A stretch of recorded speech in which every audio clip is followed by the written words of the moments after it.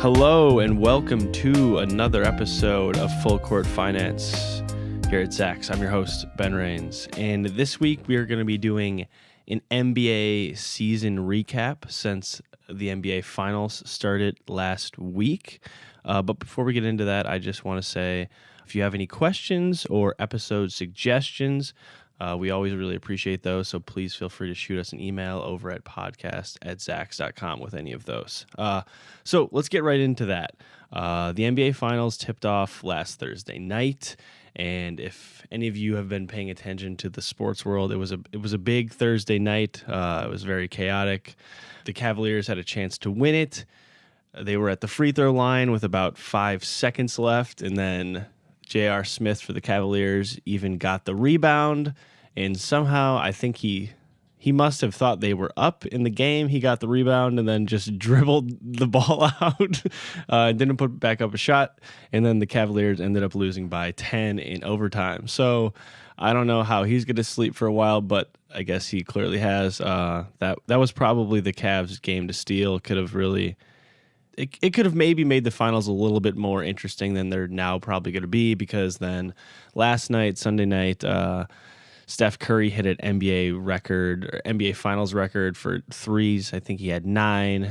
A bunch of the Warriors' secondary players, I think 2 guys were combined 11 of 11 from the field, and now it's 2-0, and it's probably going to end up being maybe a sweep, maybe a gentleman's 5-game sweep, but that's not going to take away from what the NBA season has been so far, especially amid all of the cord cutting that the NBA is doing really well this season. And that's what I want to talk about, because the business is booming. And I think going forward, as I've said a couple times on this podcast, it's really the NBA and basketball as a sport that I see has a really long-term goal of being the second biggest sport in the world to soccer. So I want to get into why that is.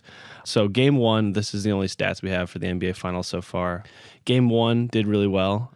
It was down a little bit from Game 1 of last season, but it drew 17.4 million people to ABC on Thursday night. It peaked at about 22 million. So it was down a little bit, like I said, from last season, but last season was the most watched finals since 1998, which was Michael Jordan's last NBA Finals, so that's a big deal, the biggest finals in 20 years. But if you pay a little bit more close attention, that the peak ratings were almost exactly the same as Game 1 last year, so for all the talk about a fatigue of the 4th straight year with Steph Curry versus LeBron and the Cavs, it doesn't seem to be the case. And like I said, that those ratings are up, and I'm going to get into the regular season ratings. But you have to remember that the NFL's ratings were down almost 10% this year to about 15 million, and they were down the season before that as well. So to contrast the NFL's ratings going down while the NBA's ratings are going up, it's a pretty big deal, especially since television in general is trending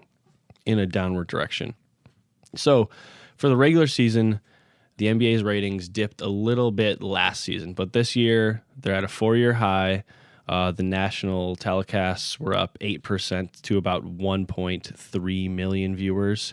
But you have to remember that's obviously a lot less than the NFL's about 15, but they play 82 games and not 16. So over the course of the season, that's a lot more people watching. And then that's across all 4 of the networks for the nationally televised games, which is Disney's ABC and ESPN, and then TNT and NBA TV. So ABC's games were up big, 17%. Those are the only ones that aren't on cable, so that's great. And then TNT was up 13%. ESPN was the smallest, up about 4%. And then NBA TV was up just a little bit. And if people remember, they're still about, I think they're 2 years in or 3 years into the big, huge 9-year, $24 billion deal with ESPN and Turner. And then what's also a huge deal for the NBA as well, and they'll be able to then hopefully negotiate better deals going forward even, is the regional sports networks. So all the local cable networks like Comcast, Sportsnet, and Fox, whatever region the NBA team is in, those games are up about 4%. So once again, I want to stress that it's a pretty big deal that these ratings are up. not just a little bit, but up a significant amount, especially when you consider that all of television is trending in the other direction, and specifically the NFL is going down big. And then I want to talk about, if you've been watching the NBA Finals, you will see YouTube TV is everywhere. They're making a big push. You might get sick of it, but you might not have enough time if it ends up being a 4-game sweep. But if you watch the post-game press conferences, it is the only logo that's there. It's the first time the NBA Finals have ever had a presenting sponsor. So everywhere that you'll see the NBA Finals logo, underneath it'll just say presented by YouTube TV. That deal runs through at least next season, and it also covers the WNBA and the G League, which is the NBA's minor league that they're trying to grow at this point. And it's a big deal in the sense that it's something that's going forward going to be something you assume more people do. I do not have YouTube TV. You can try it for a free trial. I think it's probably a month. But what's going on, it's funny, in the first game, I don't know if people noticed, they had a commercial for YouTube TV that was using footage from game 1 of the NBA Finals. So they were already promoting buying YouTube TV with footage from that game earlier today, and then they did this weird where Kevin Durant, who's a big he has his own YouTube channel, and he's invested in the company in Google, I believe. He is watching himself play in the NBA Finals and then kicks it to the announcer who's announcing it on ABC. It was this very strange cross-promotional thing, but I encourage everyone to look up a little bit about what YouTube TV is. It's just they're just streaming ABC's coverage of the NBA Finals. You get all of the basic channels, ABC, NBC, that's included. I have it right here. It's 60. There's a little over 60 free channels, and then you can add on Showtime and HBO and stuff like that. And it's $40 a month. So it sounds a little cheaper than cable, but if you have to buy internet, which you have to do to be able to stream it, it ends up being it's not as cheap if you have to already have the internet, and then this is $40 a month. So we'll see how it goes in the future. But as I was saying, you can try it out for free right now. So maybe give it a try, see if you like it. I might try it out now. You can watch it through Google Chromecast, Roku, never know exactly how to pronounce that, Apple TV, Android. I think you can even watch it through Xbox One, and then some Samsung platforms as well. But moving on from YouTube TV, I've talked about this before, but this is something that I really do think going forward you will see more North American professional sports teams adopt, and that is those on-jersey sponsorship patches. It's hugely popular in soccer all over the world. The sponsors of the clubs become synonymous with the team. From just any big company, their logo is bigger on the soccer jerseys than the team logo. That's not the case in the NBA. This is the first year they've done it because it was the first year Nike was doing the jerseys. So you had 21 out of the 30 teams ended the season with a jersey sponsor. So not even close to all the teams, but I think going forward you will see more of them do individual team deals because it was pretty successful so far, and it's a pretty nice little chunk of money. The average patch deal brought in about $6.5 million for roughly $137 million total for the league and the teams, and that helped the NBA pull together a combined $1.12 billion in sponsorships, which is huge. And this is according to IEG/ESP. And it was a 31% increase from the year before. So this $137 million in the jersey patch deals was a big deal. And it's also worth noting that they're not that far behind the NFL. So the NBA was at $1.12 billion, and the NFL this past season was at $1.25 billion, which is pretty crazy when you consider that everyone thinks of the NFL as the biggest sport by far, this money-making behemoth, and the NBA slowly getting closer because they're finding other ways and new ways, not even necessarily new, but new for North American professional sports teams to make money. And then just for anyone that doesn't know, it's not necessarily random little companies that are sponsoring the NBA. Since it's so expensive, you have General Electric sponsoring the Celtics. You have companies like Harley Davidson, Western Union, StubHub, which is owned by, it's the ticketing company. They're owned by eBay, Fitbit. The two teams are in the NBA Finals. The Warriors are sponsored by a Japanese electronics firm, Rakuten, who also sponsors FC Barcelona. And then Goodyear Tires sponsors their hometown Cleveland Cavaliers. And then some other big companies that are really have been in bed with the NBA for a long time. American Express, Anheuser-Busch InBev, Kia, State Farm, and then PepsiCo through Gatorade, Frito-Lay, and then Mountain Dew is another huge NBA sponsor. So you'll see that all over the place. And I think it's just something that you might see more companies get in slowly in the NBA, because if you see the TV ratings are going up, that means advertisers want to be a part of that because no one's watching anything live. I've said that way too many times, but if ratings are going up, people want to be there.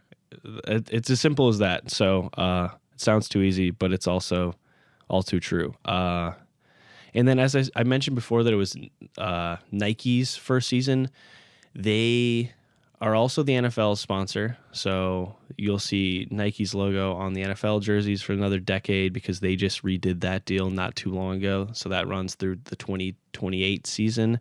And now Nike might also become the official uniform partner of Major League Baseball because it seems like Under Armour is trying to back out of that deal.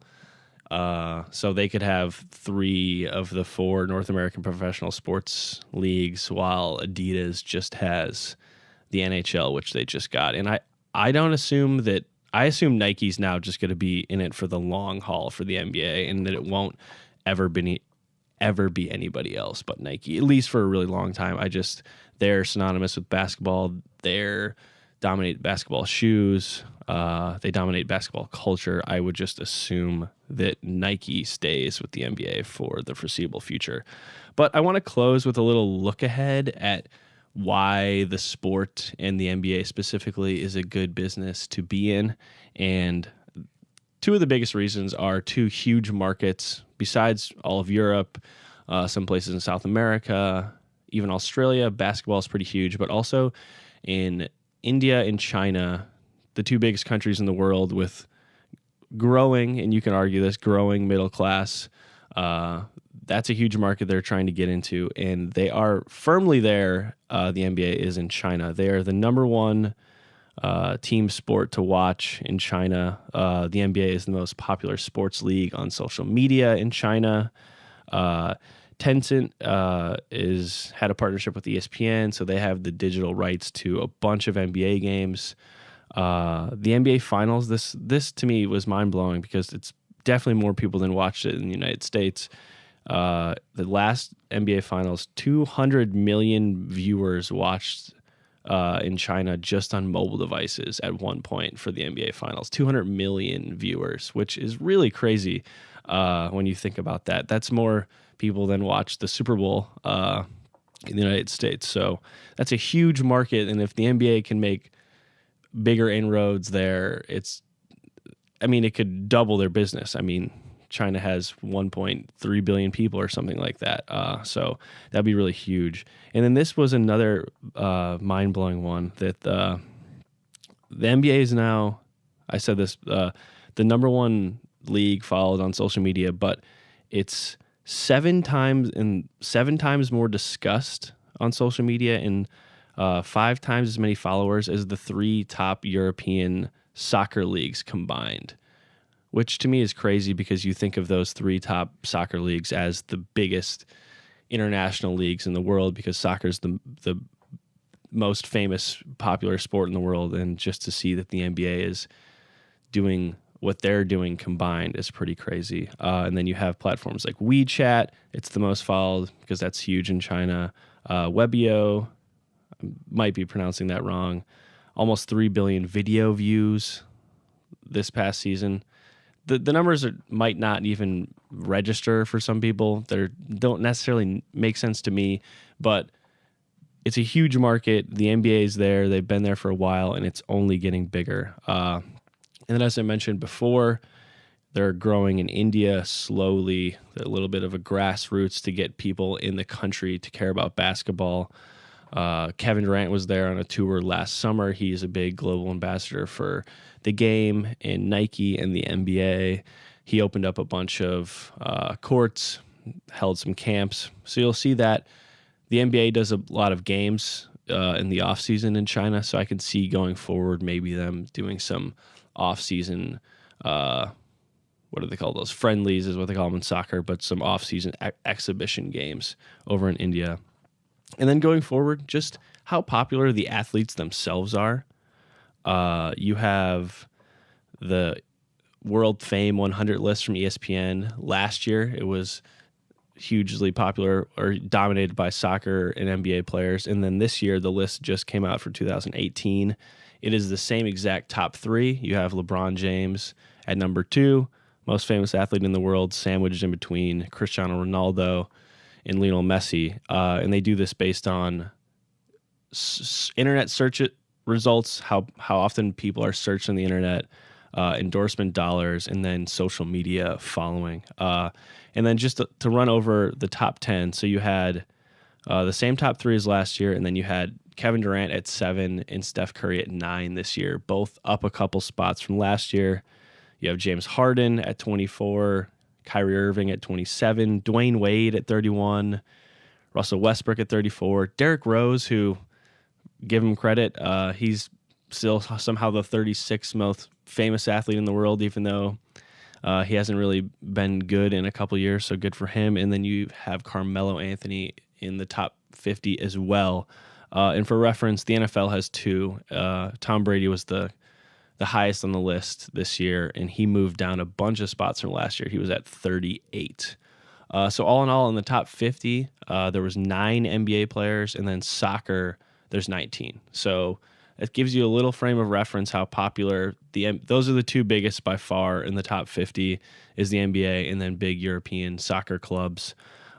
Even though not all the players are actually from Europe, they play in Europe for their club teams. And then the rest of the list is tennis players, some golfers, a couple cricket players, and I believe there was a Formula One racer as well.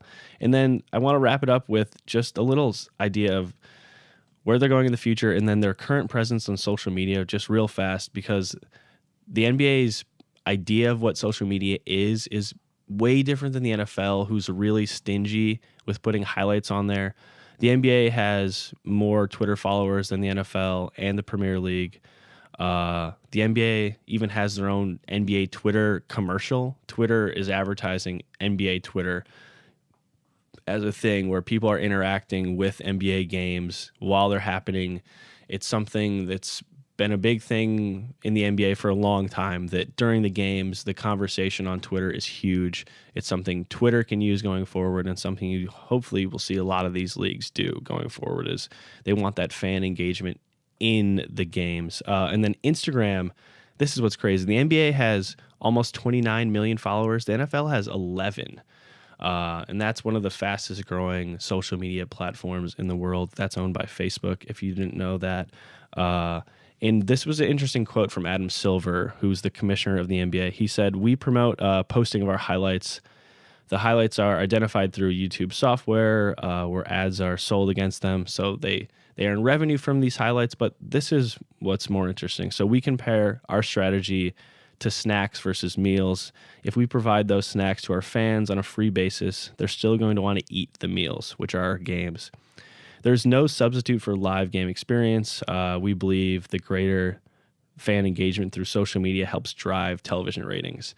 And clearly this strategy seems to be working for them. And then, as I said before, the NFL, I believe their technical policy is that if you're not an NFL team, so if you're a news organization, even like ESPN or something like that, you can only have NFL highlights on your social media platform or website for 24 hours after the game.